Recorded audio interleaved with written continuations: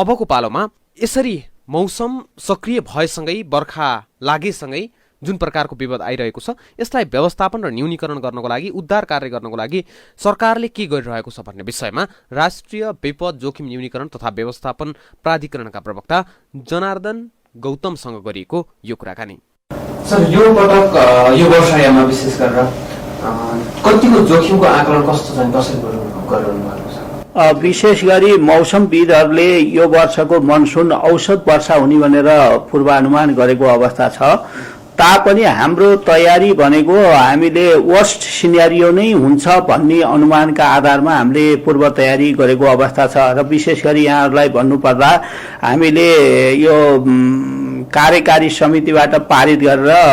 Monsoon पूर्व तयारी तथा प्रतिकार योजना 2077 माननीय गृहमन्त्रीज्यूको अध्यक्षताको कार्यकारी समितिबाट पारित गरेर त्यसलाई त्यसको मार्गदर्शनको आधारमा र त्यसको गाइडलाइनको आधारमा जिल्लागत कार्ययोजना तयार गरेर कार्यान्वयन गर्नको लागि हामीले 77 जिल्ला प्रशासन कार्यालयलाई पत्राचार गरिसकेका छौं र त्यसको साथसाथै त्यो कार्ययोजनामा विशेष गरी हामीले 3वटा प्रकोपलाई लक्षित गरेर त्यो कार्ययोजना बनाएका छौं र हामीले कोभिड-19 को कन्टेक्स्टलाई समेत त्यहाँ मध्यनजर राखेका छौं, किनभने कोभिड-19 को संक्रमण पनि एकातिर भइरहेको अवस्था छ भने अर्कोतिर बाढी पहिरो र जलजन्य रोगको कारणले गर्दाखेरि यो मनसुनको बेलामा धेरै मानवीय र भौतिक क्षति प्रत्येक वर्ष हुँदै आइरहेको छ र यो चक्र प्रत्येक वर्ष दोहोरिन्छ पनि र यसपालि हामीले सकेसम्म कम भन्दा कम मानवीय र भौतिक क्षति गर्नको लागि हामीले त्यो कार्ययोजनामा 10 वर्षको डाटा एनालाइसिस गरेर हामीले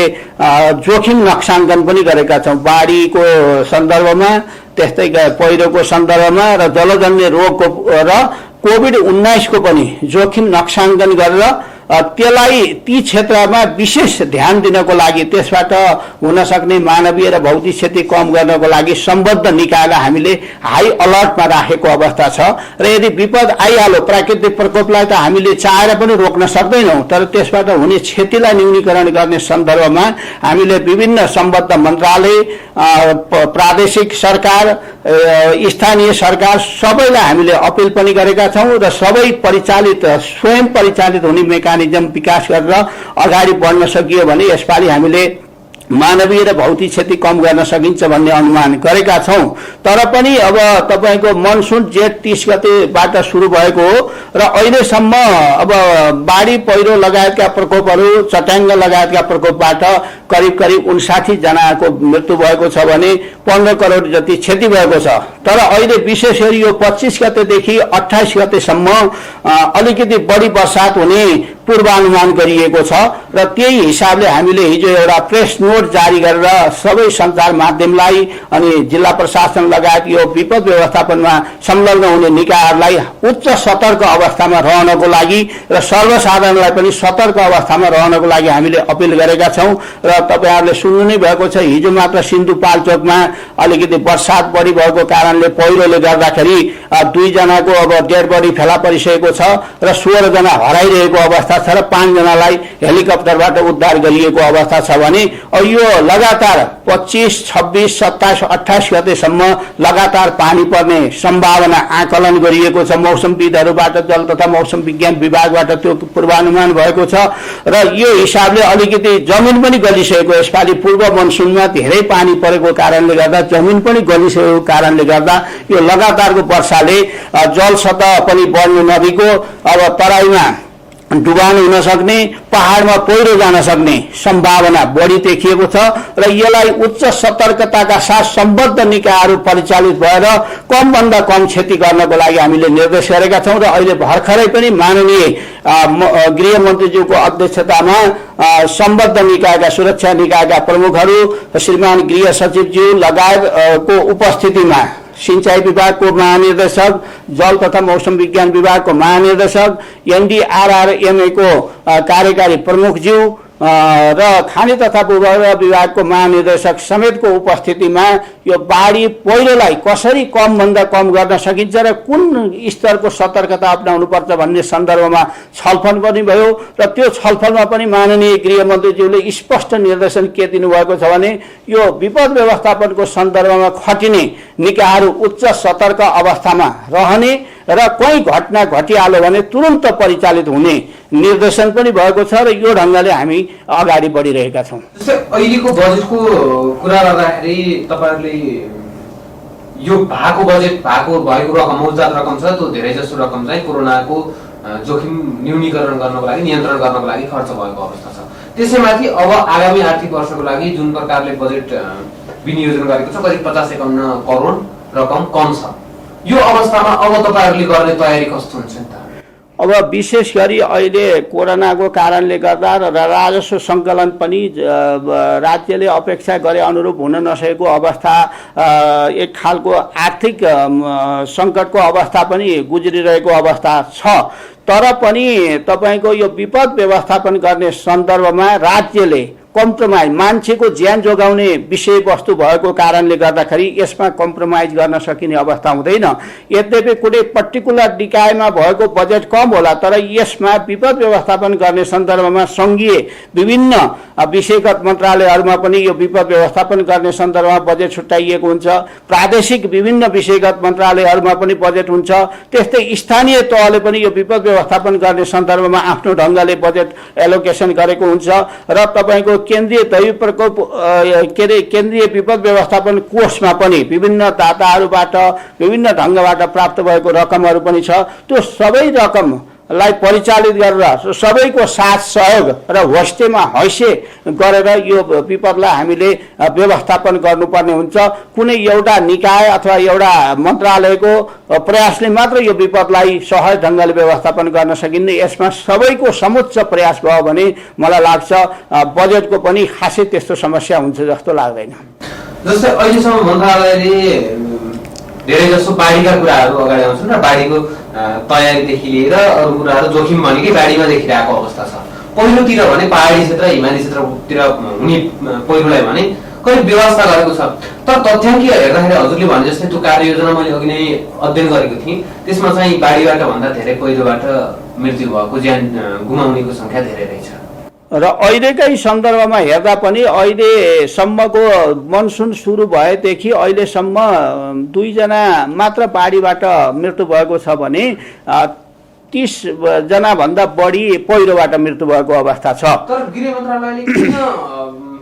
पहिलोतिर खासै होइन, अब यो अझ यो प्राधिकरण स्थापना भइसकेपछि हामीले पहिरोसँग सम्बद्ध निकायहरू जस्तो कि सिंचाई विभाग, भू संरक्षण विभाग, खानी तथा भूगर्भ विभाग र यो ठुलो पहिरो आयोजना लगायत यो पहिरोको सेक्टरमा काम गर्ने विज्ञहरूलाई ल्याएर पनि हामीले छलफल गरेका थियौँ। यद्यपि तपाईँले भनेको कुरामा सत्यता छ, किनभने पहिरोबाट प्रत्येक वर्ष मानवीय र भौतिक क्षति पनि बढी भइरहेको छ। तर जसरी बाढीले प्राथमिकता पाएको छ त्यसरी कम प्राथमिकता पाएको जुन कुरा यहाँले राख्नुभयो त्यो अब हुन दिनु हुँदैन। अझ तपाईँ बाढी पहिरोबाट भन्दा पनि चट्याङ्गबाट प्रत्येक वर्ष बढी मान्छे मरेको अवस्था छ। तपाईँले 10 वर्षको डाटा एनालाइसिस गर्नुभयो भने भूकम्पपछि सबैभन्दा बढी मानवीय क्षति चट्याङ्गबाट भएको छ। चट्याङ्ग अझ यी दुईटा प्रकोपबाट भन्दा पनि अझ लो प्रायोरिटीमा परेको अवस्थालाई पनि हामीले अब यसलाई पनि हाई प्रायोरिटीमा राख्नुपर्छ भनेर जिङ्गल बनाएर जनचेतना जागृत गर्ने लगायतका कुराहरूमा हामीले विशेष ध्यान दिएका छौँ। र यसपालिदेखि हामीले पहिरोको पनि तपाईँको हजार म्यापिङ गरेर 10 वर्षको डाटा एनालाइसिस गरेर कहाँ कहाँ पहिरोका जोखिमका एरिया छन् त्यहाँ हामीले पहिले नै रोकथाम गर्ने हो कि त्यहाँको मानवीय क्षति हुन नदिनको लागि के उपाय गर्नुपर्छ भन्ने ढङ्गले हामीले अगाडि बढेको अवस्था छ। र अबको अवस्थामा बाढी पहिरो समान ढङ्गले समान प्राथमिकता प्राप्त गरेर अगाडि बढ्ने गरी हामीले कार्ययोजना बनाएका छौँ। जस्तै उपत्यकाको कुरा गरौँ, उपत्यकाको कति ठाउँमा जोखिम भएको आकलन गर्नुभएको छ हजुरहरूले? अब यसमा विशेष गरी हामीले त्यो कार्ययोजनामा पनि 10 वर्षको डाटा एनालाइसिस गरेर तपाईँको पहिरो र बाढीकोबाट क्षति हुन सक्ने क्षेत्रहरूलाई हामीले नक्साङ्कन गर्न प्रयास गरेका छौँ। अझ यसलाई हामीले प्रत्येक वर्ष अपडेट पनि गर्दै जान्छौँ र विशेष गरी काठमाडौँ उपत्यकामा अब पहिरोभन्दा पनि अब बेला बेलामा डुबान हुने यो नदी नालाको बहाव प्राकृतिक बहावलाई रोकेका कारणले गर्दाखेरि अब हामी पनि यहाँ 18-19 वर्षदेखि यहाँ बसिरहेका छौँ। हामीले पनि बेला बेलामा डुबानबाट मानवीय क्षति पनि कहिलेकाहीँ हुने गरेको र भौतिक क्षति हुने गरेको अवस्था छ र यसलाई पनि हामीले विशेष गरी त्यो नाला थुनिएर अथवा नदीको प्राकृतिक बहावलाई हामीले रोकेका कारणले जुन खालको त्यो समस्या उत्पन्न हुन्छ त्यसलाई न्यूनीकरण गर्ने सन्दर्भमा पनि हामीले छलफल अगाडि बढाइरहेका छौँ र यसलाई अहिले ठ्याक्कै समाधान गर्न सक्ने नभए तापनि यसलाई अब जस्तो कि यो मनसुन सकिएपछि पनि यसमा सम्बद्ध निकायहरूसित घनीभूत छलफल गरेर आगामी दिनमा काठमाडौँ उपत्यकाभित्र हुने बाढीबाट हुने असरलाई न्यूनीकरण गर्न पनि हामीले पहल कदमी गर्छौँ। यद्यपि यो विपद प्राधिकरणले आफैले सबै काम गर्ने होइन, यसले एउटा समन्वयकारी भूमिका खेल्ने, कार्यविधि निर्देशिका बनाउने, अध्ययन अनुसन्धान गरेर यो क्षेत्रमा यसरी अगाडि बढ्नुपर्छ भनेर यसले एउटा बाटो देखाउने काम गर्ने एउटा निकाय, एउटा समन्वयकारी निकाय भएको कारणले गर्दा सम्बद्ध सबै सरकारवाला निकायहरूले अलिकति यसमा विशेष चासो राखेर समयमै काम गर्यो भने यो क्षति न्यूनीकरण गर्न सकिन्छ जस्तो लाग्छ मलाई। जस्तै प्रत्येक जिल्लामा विपद व्यवस्थापन कोष छ, प्रत्येक विपद व्यवस्थापन समिति छ प्रमुख जिल्ला अधिकारीको संयोजकत्वमा। अहिलेको अवस्थामा अब अघि नै पनि यो कुरा जोडिसके, पैसा रकम कम छ, बजेट कम छ, त्यसको लागि विगतका वर्षहरूमा राहत पनि दिइन्थ्यो। हजुर, अब त्यो विषयमा केही सोचेको छ कि छैन? होइन, अहिले अब सङ्घीय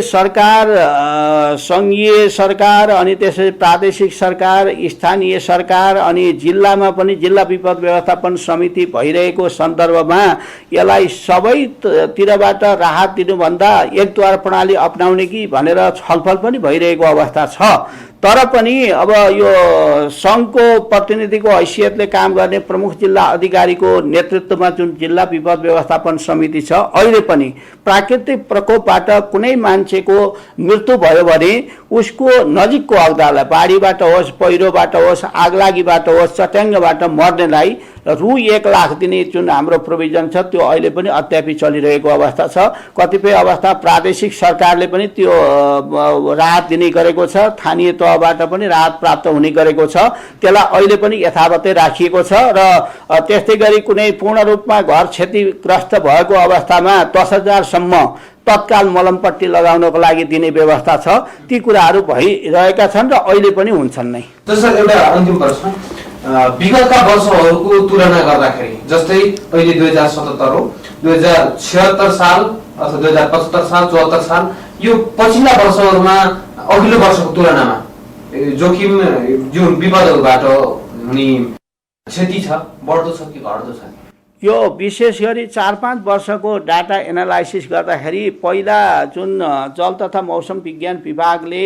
पूर्वानुमान गरेको त्यति मेल नखाने, त्यो कारणले गर्दाखेरि हामीले तल्लो तहसम्म जस्तो कि तल्लो तटीय क्षेत्रसम्म नदीको बहाव बढेर त्यहाँ हुन सक्ने क्षतिलाई कम गर्नको लागि सूचना सम्प्रेषण गर्न नसक्ने अवस्था, वर्षात पनि यो दिन यति पर्छ र अलिकति सजग हुनु भन्न नसकेको कारणले गर्दाखेरि जुन मानवीय र भौतिक क्षति बढी हुन्थ्यो, यो पछिल्लो 4-5 वर्षमा हामीले पनि हाम्रो जल तथा मौसम विज्ञान विभागले गरेको पूर्वानुमान पनि धेरै मिल्न जाने र त्यो हामीले तलसम्म पूर्व सूचना प्रणाली, जस्तो कि 10वटा नदी प्रणालीमा हामीले पूर्व सूचना प्रणाली नै स्थापना गरेका छौँ, जुन कि पानीको लेभल सतर्कता तहभन्दा माथि पुगेको अवस्थामा, खतरा तह पुग्न लागेको अवस्थामा हामीले त्यो